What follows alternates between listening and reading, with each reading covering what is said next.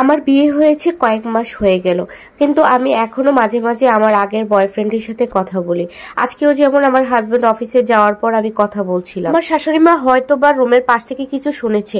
উনি আমার দরজায় নক দিয়ে বলল, বৌমা তোমার কথা শেষ হলে আমার রুমে একটু এসো। আমি কথা শেষ করে শাশুড়ি মার রুমে গেলাম। যাওয়ার পর উনি আমাকে বলল, তোমাদের সম্পর্ক কতদিনের, ছেলেটার নাম? আমি অবাক হয়ে গেলাম, কি উত্তর দিব কিছুই বুঝে উঠতে পারতেছি। শাশুড়ি মা বলল, তোমাদের কতদিনের সম্পর্ক? আমি বললাম, আমাদের 4 বছরের সম্পর্ক। শাশুড়ি মা বলল, তুমি বিয়ের আগে কেন বলনি যে তোমার বয়ফ্রেন্ড আছে?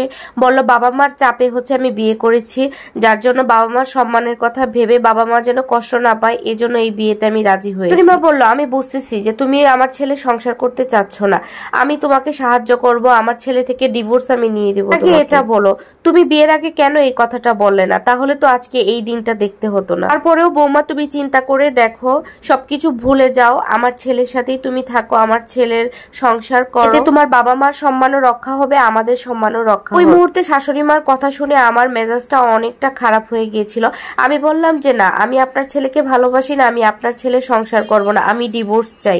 2-3 বছর পরে আমি এমনিতেই ডিভোর্স দিয়ে দিব আপনার ছেলে। শাশুড়ি মা বলল, তুমি যেহেতু আমার ছেলের সাথে সংসার করতে চাচ্ছ না, তাহলে কেন তুমি 2-3 বছর পরে ডিভোর্স দিবা? তুমি এখনই ডিভোর্স নাও। আমার মুখে এই কথা শুনে আমি অনেকটা খুশি হয়ে গেলাম। বললাম যে হ্যাঁ, তাই তো, আমি কেন সময় নিব, আমি এখনই ডিভোর্স। শাশুড়ি মা বলল, আমার ছেলে আসলে আমি বুঝিয়ে ডিভোর্স নেওয়ার ব্যবস্থা করব।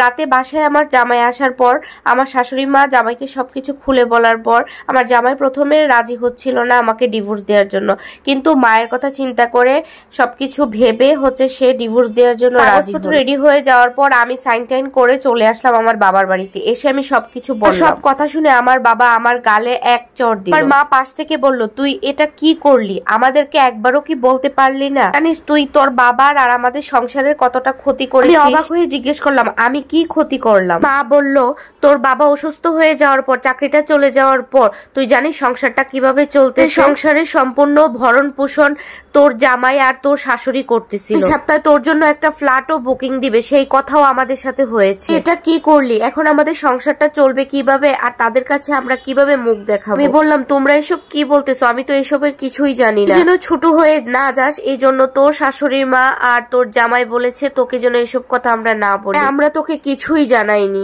অনেক ভালো মানুষ ছিল, তুই নিজের পায়ে নিজেই কুড়াল মারলি। ভিউয়ার্স, এরকম অনেক মেয়েদের জীবনে কাহিনী আছে যারা বিয়ের পরেও সেই পুরাতন বয়ফ্রেন্ডের পিছনে পড়ে থাকে, যার জন্য তারা বর্তমান যে বাস্তবতা এটাকে মেনে নিতে পারে না, যার জন্য নিজের কপালে নিজেই তারা হচ্ছে দুর্গতি টেনে নিয়ে আসে।